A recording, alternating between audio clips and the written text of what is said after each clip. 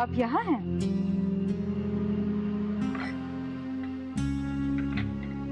ये लीजिए दूध।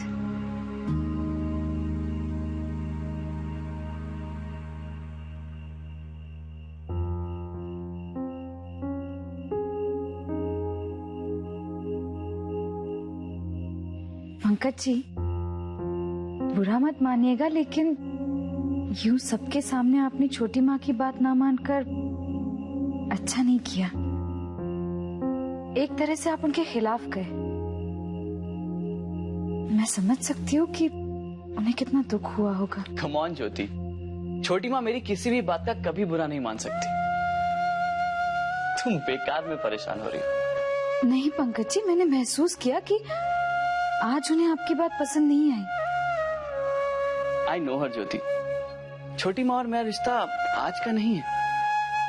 एक बहुत अच्छी अंडरस्टैंडिंग है हमारे बीच। एक दूसरे की बात को एक्सेप्ट करने या रिजेक्ट करने की पूरी आजादी है हमें, तो बुरा मानने वाली कोई बात ही नहीं है। लेकिन आज जो हुआ वो सिर्फ आपके और छोटी माँ के बीच तो नहीं था ना, वहाँ सब थे। कैसा लगा होगा उन्हें? तुम बेवजह चिंता कर रही हो। मैं यकीन के साथ कह सकता हूँ कि छोटी माँ मुझे कभी गलत नहीं समझी। आप तो पंकज भैया को इतनी अच्छी तरह से समझती हैं, फिर भी आप समझती हो तभी तो कह रही होते। एनीवे, ठीक है, अच्छी बात है। ज्योति भी जॉब पर जाएगी। It's nice. मॉम, आप बेकार की टेंशन ले रही हैं। ऑनेस्टली स्पीकिंग, इस मामले में मैं भी ज्योति भाभी को सपोर्ट करूंगा। Yes, after all she is an educated girl. अगर ऐसे ही घर पर बैठी रही तो उनकी पढ़ाई लिखाई का क्या फायदा? उन्हें पूरा हक है काम पर जाने का। मैं ज्योति के बारे में बात नहीं कर रही हूँ। I am thinking about Pankaj. आज महसूस किया मैंने, बदल गया है वो। मेरी बात अनसुनी करके मेरे खिलाफ डिसीजन लिया उसने, वो भी सबके सामने। ऐसे पहले कभी भी नहीं हुआ है। अरे एक बार मुझ पे भरोसा करके कह देता, छोटी माँ मैं बीच में नहीं आऊंगा, आपको जो ठीक लगे आप करें। मैं खुशी खुशी ज्योति को जॉब करने की परमिशन दे देती। लेकिन ऐसा नहीं किया उसने। अपनी छोटी माँ पर भरोसा नहीं रहा उसे। स्ट्रेंज। अम्मा ऐसा नहीं है। आप ठीक है उदय, आई अंडरस्टैंड। शादी के बाद लोग बदल जाते हैं, ठीक है। पंकज भी इंसान है आखिर। अम्मा, मैं कह रहा हूं ना कि this is pointless. Good night.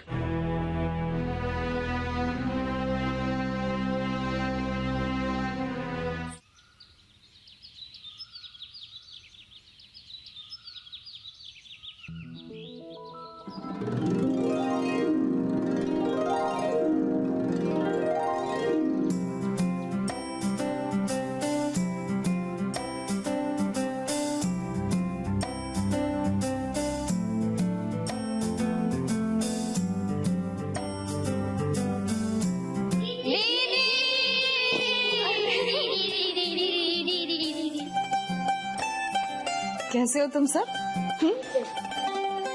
गुड्डी बेटा, कैसी हो तुम?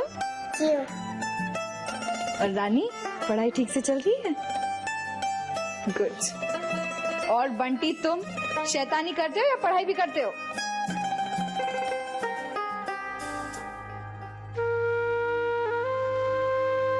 पूजा बेटा,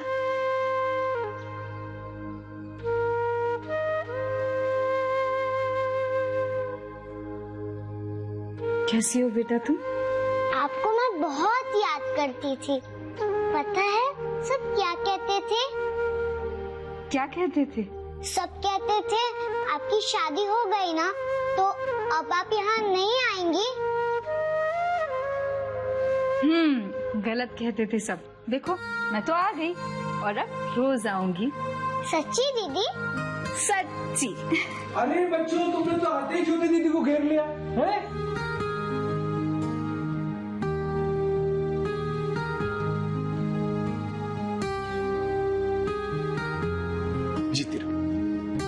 खुश रहो। कैसी हो बेटा? ठीक। दीदी दीदी मेरे साथ चलो ना। हाँ? नहीं नहीं दीदी मेरे साथ। नहीं दीदी मेरे साथ। अरे हाँ हाँ हाँ, झगड़ा मत करो, सबके साथ चलूंगी, सबसे बात करूंगी और सबके साथ खेलूंगी। लेकिन अब सब जाओ और अपना अपना काम करो। और वैसे भी अभी तुम्हारी क्लास का टाइमिंग हो रहा है ना। चलो चलो जाओ जाओ। चलो चलो।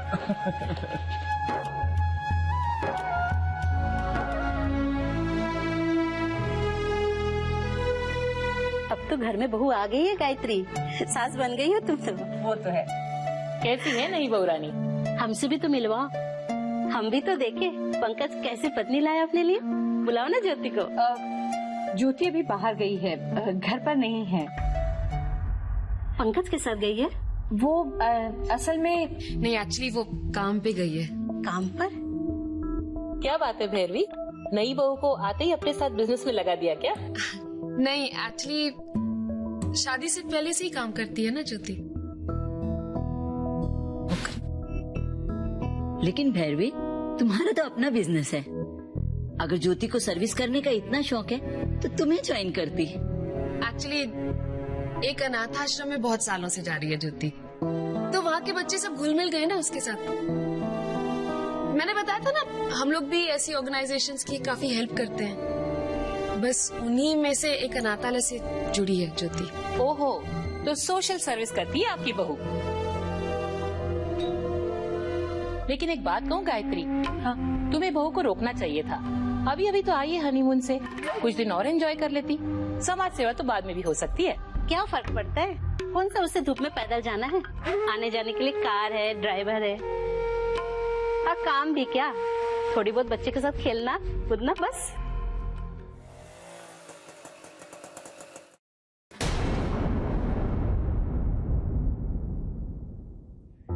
छोटी माँ, ये दीजिए, ज्योति आ गई। छोटी माँ, आपके पास कुछ छुट्टे पैसे होंगे? बड़ा अजीब रिक्शे वाला है, 45 रुपए हुए लेकिन उसके पास 50 रुपए के नोट के छुट्टे नहीं है।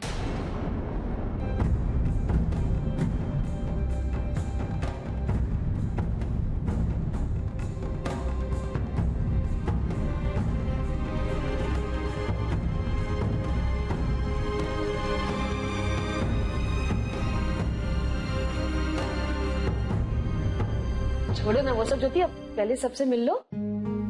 जी नमस्ते। माफ कीजिए, वो ऑटो वाला बाहर खड़ा है, मैं बस 2 मिनट में आई। छोटी माँ, मेरे पास 35 रुपए हैं, आपके पास 10 रुपए होंगे ना?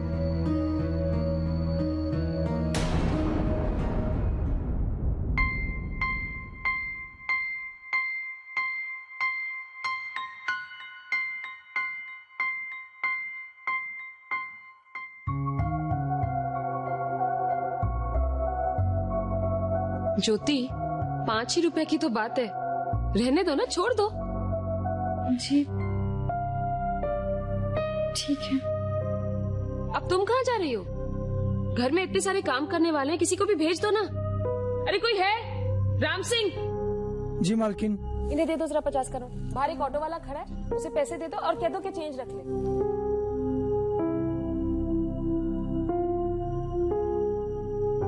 आओ ज्योति, बैठो, हमारे फ्रेंड्स से मिलो। ये सब आसपास की कोठियों में रहती हैं।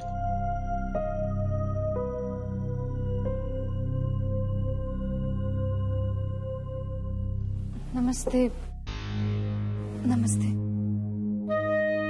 भैरवी, बहू तो बहुत सुंदर है और संस्कारी भी।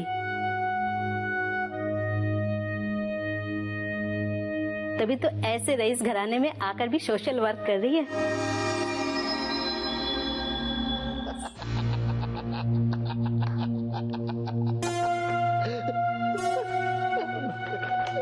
कॉमेडी फिल्म, कमाल की फिल्म है, कमाल की फिल्म। बैठ देखते हैं। भाई साहब, ये कुछ ऑफिशियल पेपर्स पर आपका सिग्नेचर चाहिए था। भैरवी, इससे पहले तुम्हें ऑफिस का काम इतने गुस्से में करते कभी नहीं देखा। ऐसी कोई बात नहीं है भाई साहब, आप रहने दीजिए ना। आप सिर्फ यहाँ पे साइन कर दीजिए। इतना तो तुम्हें देख के कह सकता हूँ कि गैस का नॉब जरा हाई है। नहीं, मतलब कि तुम्हारा मूड जरा खराब है, और खराब मूड में अगर खाना पकाया जाए तो जरा भी स्वादिष्ट नहीं बनता। भाई साहब, आपकी तो आदत है, आप हर बात मजाक में ले लेते हैं, लेकिन मुझसे ये नहीं होता है, ना देखा जाता है। इसके अलावा और चारा भी क्या है? अगर मैं इन सब बातों को मजाक में ना लूं तो क्या करूं? अपना ब्लड प्रेशर हाई करता फिरूं। लेकिन भैरवी, तुम वो बात बता ही दो जो तुम्हें इतना सता रही। अजी, ऐसी कौन सी बात है जिसे लेकर के मेरी छोटी बहन इतनी परेशान है? जरा हमें भी तो पता चले। दीदी, मैं ये कह रही थी कि पहले तो मैं नई बहू के जॉब करने को लेकर खुश नहीं थी। अब पड़ोस की औरतों के सामने मैंने इस बात को किसी तरह से संभाल लिया कि बहू ऑफिस से ऑटो में घर आ गई। नहीं, हमारे पड़ोसी क्या सोचते होंगे हमारे बारे में? क्या इंप्रेशन पड़ा होगा वशिष्ठ खानदान का उनके सामने? लेकिन भैरवी, बात ये है कि भाई साहब, मुझे पता है आप दूसरों के कहे सुने की परवाह नहीं करते हैं, लेकिन सारी दुनिया का दिल इतना बड़ा नहीं होता है ना। आपको पता नहीं है, इन्हीं छोटी छोटी बातों को लेकर लोग तरह तरह के सवाल कर रहे हैं पंकज और ज्योति की शादी के बारे में।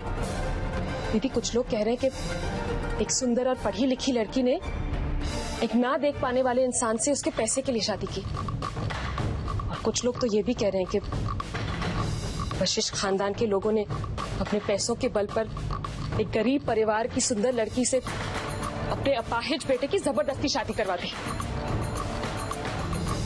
और उसपे सोने पे सुहागा ये कि वो एक अनाथ आश्रम में मामूली सी नौकरी कर रही है और पब्लिक ट्रांसपोर्ट में घर आ रही है, ऑटो में। अब दीदी, हर किसी का मुंह तो हम बंद नहीं कर सकते ना। मैं आपसे पूछती हूँ भाई साहब, ये छोटी मोटी नौकरी करके ज्योति को क्या हासिल हो जाएगा? आई एम श्योर पैसों की बात तो हो नहीं सकती है। देखिए दीदी, एक हाई प्रोफाइल कंपनी में कोई एग्जीक्यूटिव डायरेक्टर या पार्टनर की पोजीशन हो तो बात समझ में आती है, वो इतनी अच्छी नौकरी नहीं छोड़ना चाहती है। पर ये अनाथालय, और जो भी हो, अब मैं पंकज और इस परिवार की और बेइज्जती नहीं सह सकती। शांत हो जाओ भैरवी, शांत हो जाओ।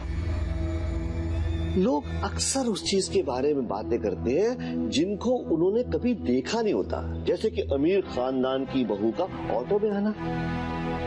लेकिन जब देख देख कर आदी हो जाएंगे तो बातें करना छोड़ देंगे।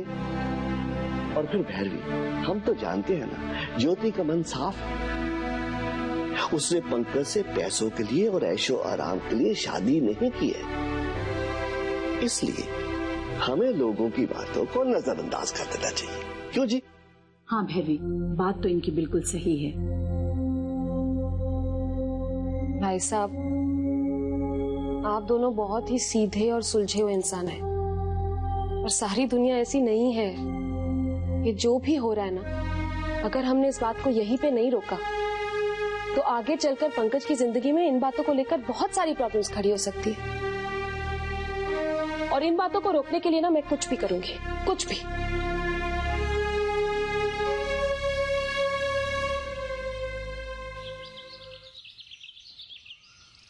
सुधी, बेटा जरा सुन तो। जी पापा।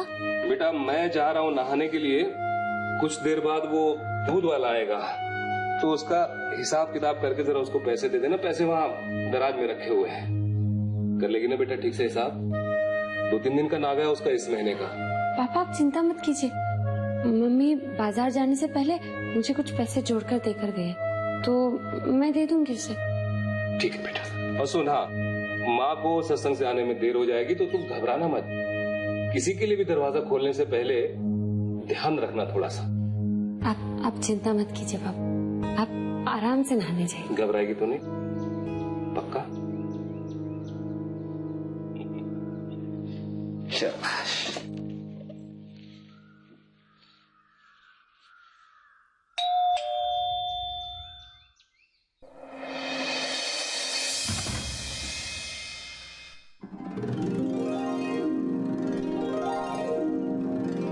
Good morning.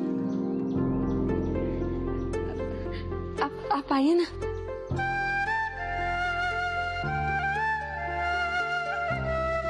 आइए ना। मैं पानी लेकर आती हूँ। अरे उसकी कोई जरूरत नहीं है, थैंक्स। मैं बस आपसे आपकी तबीयत के बारे में पूछने आया था। जी मैं ठीक हूँ। That's nice. वैसे मुझे ज्योति भाभी से आपकी हेल्थ की खबर मिलती रहती है, मगर फिर भी मैंने सोचा कि एक बार पर्सनली आकर आपका हाल जान लूं। I hope you don't mind. हाँ नहीं नहीं, ऐसी बात नहीं है, बल्कि मुझे तो अच्छा लगा आप आए।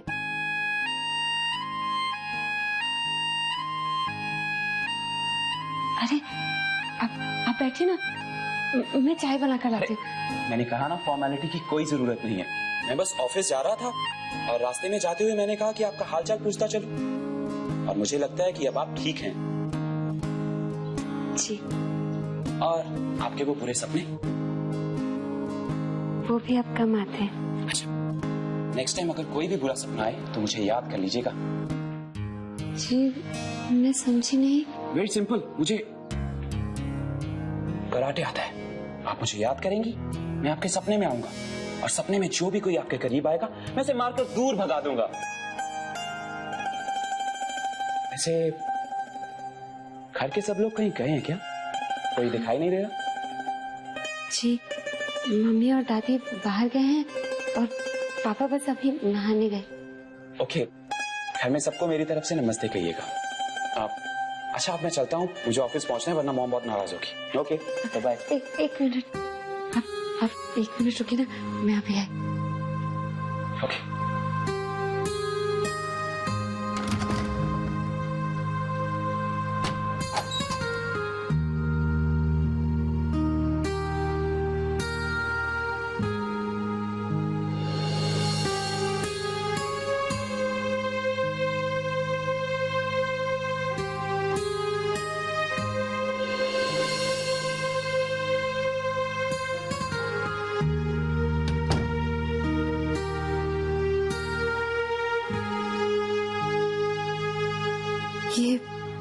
ये आपकी शर्ट उस दिन यहीं रह गई थी ना?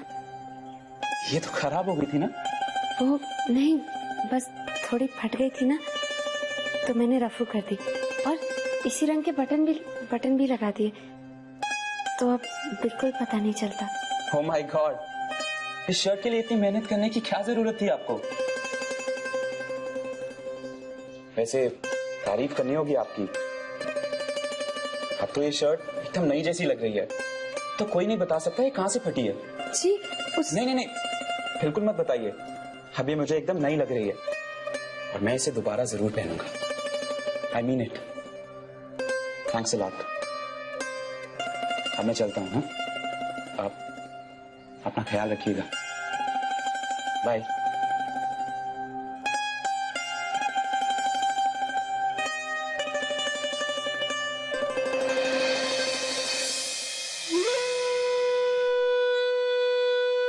वैसे तारीफ करनी होगी आपकी, अब तो ये शर्ट एकदम नई जैसी लग रही है, और मैं इसे दोबारा जरूर पहनूंगा। I mean it.